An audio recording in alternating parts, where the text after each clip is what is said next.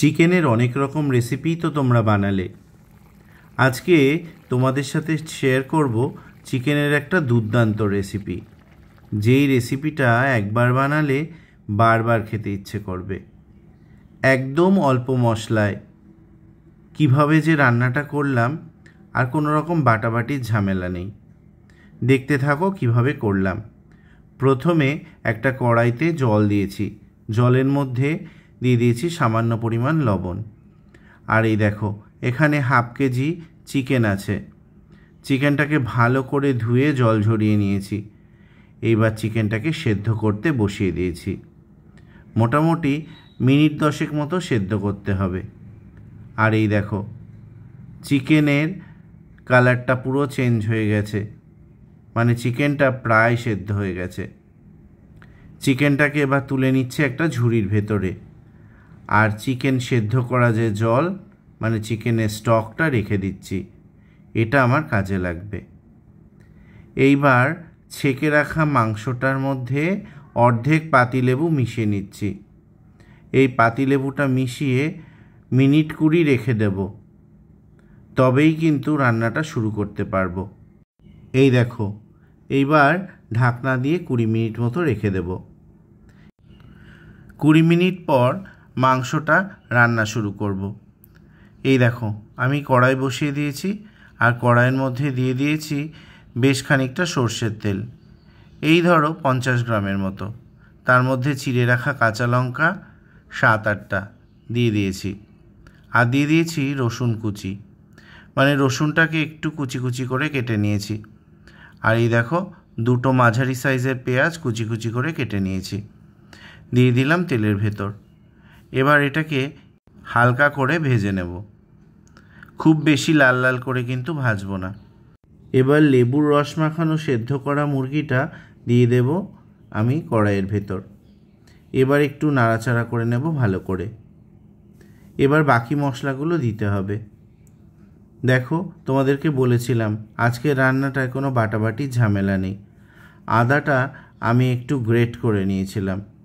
এবার আদাটাকে দিয়ে ভালো করে নাড়াচাড়া করে নেব মাংসটার সাথে। তো এইভাবেই আজকে রান্নাটা কিন্তু হবে, কোনো রকম মশলা বাটাবাটির ঝামেলা নেই। এই দেখো, এবার একটু দিয়ে দেব সামান্য পরিমাণ লবণ। খুব বেশি লবণ দেব না, কারণ সেদ্ধ করার সময় লবণ দিয়েছিলাম, যদি লাগে প্রয়োজনে পরে দেখে দেব। এবার দিয়ে দিলাম হলুদ গুঁড়ো। হলুদ গুঁড়োর পরিমাণ বুঝে দিতে হবে। এবার দিয়ে দিলাম কাশ্মীরি লঙ্কার গুঁড়ো, চাইলে তোমরা নাও দিতে পারো। কাশ্মীরি লঙ্কার গুঁড়োটা শুধুমাত্র কালার আনার জন্যে। এবার একটা মাঝারি সাইজের টমেটো কেটে রেখেছিলাম, সেটা দিয়ে দিলাম মাংসের মধ্যে। আর দিলাম একটা ক্যাপসিকাম। ক্যাপসিকামটা এইভাবেই কেটেছিলাম। ক্যাপসিকাম তোমরা চাইলে নাও দিতে পারো, ক্যাপসিকামের গন্ধটা কিন্তু বেশ ভালো লাগে, এর জন্যই আমি মাংসে ব্যবহার করি। তো এই দেখো, এবার একটু কিছু সময় ধরে নাড়াচাড়া করে নেব। দেখো, সমস্ত মশলাটা মাংসের মধ্যে ভালো করে মাখানো হয়ে গেছে। এবার চিকেনের যে স্টকটা আছে সেটা দিয়ে দিচ্ছি মাংসের ভেতর। আলাদা করে কিন্তু কোনো জল দিইনি। এই দেখো, যে যেমন ঝোল খাও। তো আমি একটু ঝোলের পরিমাণটা বেশি দিয়েছি, কারণ এই ধরনের মাংসের ঝোল খেতে কিন্তু দারুণ লাগে। তো এইবার এটাকে একটুখানি ঢাকা দিয়ে দেব। ঢাকা দিয়ে রান্না করলে রান্নার স্বাদটাই কিন্তু বদলে যায়। এবার এই দেখো, ঢাকনাটা তুলে দেখলাম, রান্নাটা কিন্তু অলমোস্ট রেডি হয়ে গেছে আমার। তোমাদেরকে আগেই বলেছিলাম এই রান্নাটা খুবই সিম্পল একটা রান্না হচ্ছে। এর মধ্যে কোনো রকম বাটা মশলা কিছুই দেব না। কুচি করে রাখা ধনেপাতা দিয়ে দিলাম, আর আমার রান্নাটাও কিন্তু একদম রেডি। এবার গ্যাসটা অফ করে একটু ঢাকা দিয়ে রাখবো কিছু সময় ধরে। তো এইভাবে রান্নাটা করলে কিন্তু দারুণ লাগে। এটা ভাত কিংবা পরোটা, রুটির সাথে খেতে দারুণ লাগবে। আর হ্যাঁ, তোমাদেরকে তো রেসিপির নামটাই বলতে ভুলে গেছি। আজকের এই চিকেনের রেসিপিটার নাম হলো দম মুরগি বা মুরগির দম, যাই বলতে পারো। কোনো রকম বাটাবাটি ঝামেলা ছাড়া দুর্দান্ত স্বাদের এই রেসিপিটা অবশ্যই তোমরা কিন্তু বাড়িতে বানিও। রান্না তো করলাম, এবার টেস্ট না করলে হবে?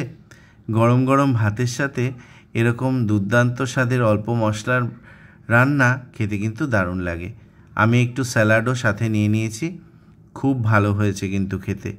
তোমরাও বাড়িতে অবশ্যই বানিও দুর্দান্ত স্বাদের এই চিকেনের রেসিপিটা। আর কেমন হয়েছে পরবর্তী ভিডিওতে অবশ্যই কমেন্টসে জানিও।